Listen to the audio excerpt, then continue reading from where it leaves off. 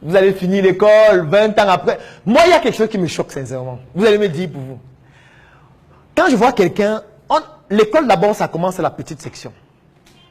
Petite section, moyenne section, grande section. Pour le cursus normal. Ça fait il y a 3 ans. Après ça, on te dit, bon, comme tu as fait les 3 sections là, tu peux sauter la CIL. Tu fais le CP spécial. Ça fait il y a 4 ans. CE1, CE2, CM1, CM2. Ça fait encore 4 ans, n'est-ce pas? Ça fait 8 ans. Tu fais 8 ans, tu as le CEP. Tu pars en 6e. 6e, 5e, 4e, 3e, seconde, première, terminale. Ça fait 7 ans. Plus 8 ans. Ça fait combien? 15 ans. Ça fait 15 ans. Tu as le bac. Tu pars maintenant à l'université. Première année, deuxième année, troisième année, tu as la licence.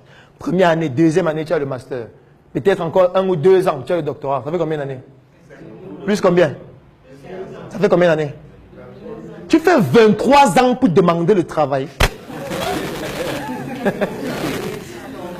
Ça ne doit pas même nous faire peur. Attends, tu fais 23 ans assis. Et tu dis, j'ai l'honneur.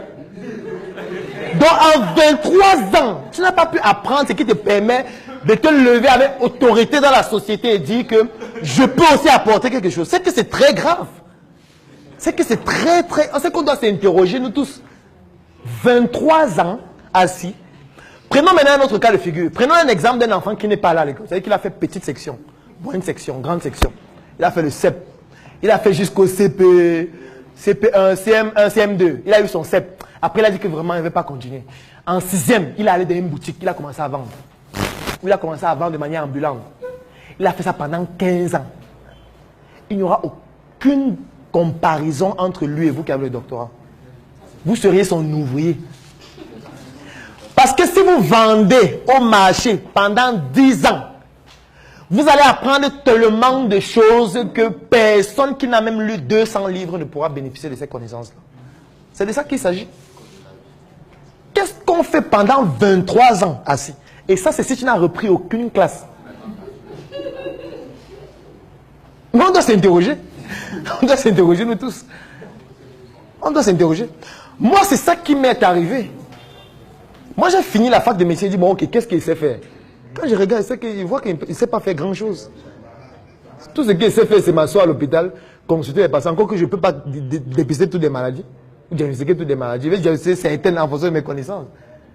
Il ne serait que la compétence de ma compétence, en fait. Et puis, c'est tout ce qu'il va faire au quotidien. Je vais toucher combien? Peut-être 100 000, 150 000 par mois. Ça veut dire qu'il serait pauvre toute ma vie. Sauf si je suis un arnaqueur. Et qu'à l'hôpital, j'ai fait des choses incroyables pour gagner de l'argent que je n'ai pas envie de citer ici. Mais des mendiants décents. Et tu vas dire, un mendiant qui a le doctorat, il n'est pas en route, il ne mange pas comme les autres. Mais sa manière de manger, c'est dire, j'ai l'honneur. J'ai l'honneur. Faites-moi confiance, je vais vous montrer de quoi je suis capable. J'ai fait le stage. C'est une autre manière de manger. Tu es un mendiant décent. Les autres, eux, ils ont compris qu'ils n'en savent rien d'avoir la décence. Ils ont compris qu'ils gagnent, besoin de 100 francs. Ils ont besoin de 100 francs, gars. Je ne veux pas de décence. Si tu peux me donner 100 francs, donne-moi, je me bats avec. Mais toi, tu dis, j'ai l'honneur. Peut-être que ce serait mieux de descendre dans la rue aussi. Hein. Parce que si tu descends dans la rue, tu dis, j'ai besoin de 100 francs. Peut-être si on te voit, là, on dit que non, un gars qui a le doctorat et tout. On va le soutenir. C'est ça le problème, en fait. Sauf que quand je dis ça comme ça, je sais que quand je vais couper la partie ici, et je vais poster sur Facebook, les gens vont m'insulter. Mais quand ils m'insultent, moi, ils rient, parce que moi, je plaide pour leur faveur. Mais eux, ils m'insultent. Moi, ils m'en fous. Moi, je ne suis pas un employé. Tu vois? Donc, insulter, moi, il m'en fout. Puisque c'est vous qu'on va retrouver sur le marché demain. Demain qu'on va lancer, on fait des recrutements, on veut 200 ouvriers. Vous allez venir dire, j'ai l'honneur. On va dire que non, tu n'es pas compétent. On veut un ouvrier qui a déjà travaillé. C'est pour ça qu'on demande à certaines entreprises 5 ans d'expérience, 10 ans d'expérience. Toi, tu es un ouvrier fraîchement sorti de l'école. Non, on va l'avoir travaillé. On s'en fout de ton doctorat. Tu es doctorat, il s'en fait quoi? Tu sais faire quoi? Tu es docteur en économie, tu dis que le salaire est petit. Dans toute l'économie que tu as appris là, tu n'es pas capable d'appliquer ça sur toi-même. Tu dis que le salaire est petit. C'est ça. On plaide pour les gens, eux, ils nous insultent. Pour moi, c'est toujours amusant.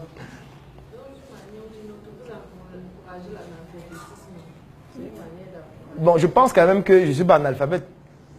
Je ne pense pas qu'il y ait quelqu'un ici qui soit analphabète. Parce que l'analphabète, un analphabète, c'est quoi? C'est quoi la définition d'un analphabète? En quelle langue? En quelle langue? Parce qu'il faut savoir dans quelle langue. Parce qu'on a souvent l'impression qu'un analphabète, c'est quelqu'un qui ne sait pas lire ou écrire l'anglais, le français. Et celui qui sait lire et écrire sa langue, il est analphabète ou pas? Il n'est pas analphabète, puisqu'il sait lire et écrire dans sa langue. Pourquoi on va dire qu'il est analphabète? Il sait lire, il sait écrire, il parle couramment sa langue. Pourquoi l'analphabète doit être en fonction du français ou de l'anglais? Non. Ça, ce sont des tas de l'école. Ce sont des tas de l'école. Il sait compter dans sa langue bien l'argent. Plus que toi qui parles français. La preuve, c'est quoi? Je vais prendre un exemple. Est-ce que vous connaissez Dan Poulo? Vous savez qu'il ne parle pas français, non? Il ne parle presque pas français. Et tu ne peux pas compter l'argent devant lui. Tu ne peux pas. Si tu sais parler sa langue, tu ne peux pas parler plus que lui. Est-ce qu'on va dire que c'est un analphabète? La société veut qu'on dise que c'est un analphabète, mais c'est une bêtise. Ce n'est pas un analphabète.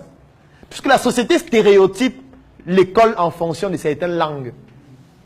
Comme l'anglais, comme le français. Parce que c'est eux qui ont écrit ce que nous on apprend à l'école. C'est normal qu'eux ils disent que si tu ne connais pas leur langue, tu es un analphabète. Non. Pensez que ma grand-mère ou mes grands-mères qui sont au village, elles sont analphabètes. Si vous partez d'une plantation, elle va t'expliquer en langue point par point comment on cultive le manioc. Elle n'a pas besoin de parler le français. Elle va aller au champ et te dit que le maïs, voilà comment ça se passe, voilà les saisons, voilà comment on sélectionne les engrais, voilà comment on élève le poulet. Toi, tu vas dire que tu parles l'anglais. L'anglais, c'est quoi?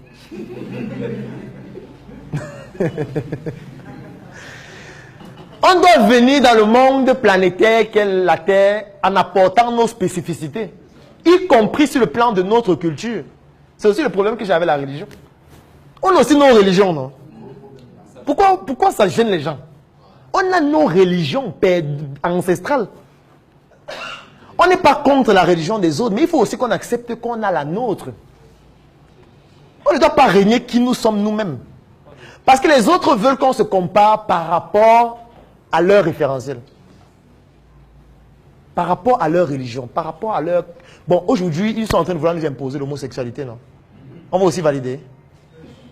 Vous voulez qu'on valide ça? Parce qu'eux, ils sont contre la polygamie, mais pour l'homosexualité. Vous ne trouvez pas que c'est étrange? Parce qu'ils sont contre la polygamie, hein, totalement contre. Mais ils sont pour l'homosexualité. Ils sont pour le fait d'être transgenre. Pardon? Attends, je ne sais pas. Vous êtes de quel pays? Vous êtes camerounaise?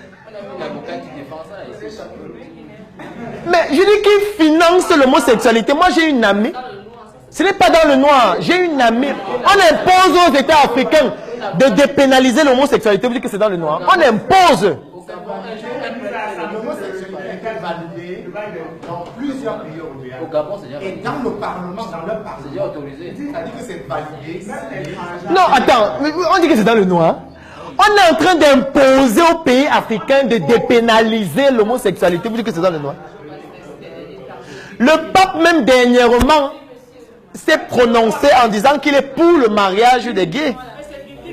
Qu'est-ce qui est biblique? L'homosexualité est biblique. Donc qu'est-ce qu'il y a derrière? Ce qui se passe maintenant? Mais c'est quoi les derniers temps? Qu'est-ce qu'on a fait les derniers temps? Les gens sont en train de gagner de l'argent, bien vivre, aller dans l'espace. On dit que les derniers temps. Moi je ne comprends pas ce qu'on appelle les derniers temps. Les gens sont en train de jouir de la vie.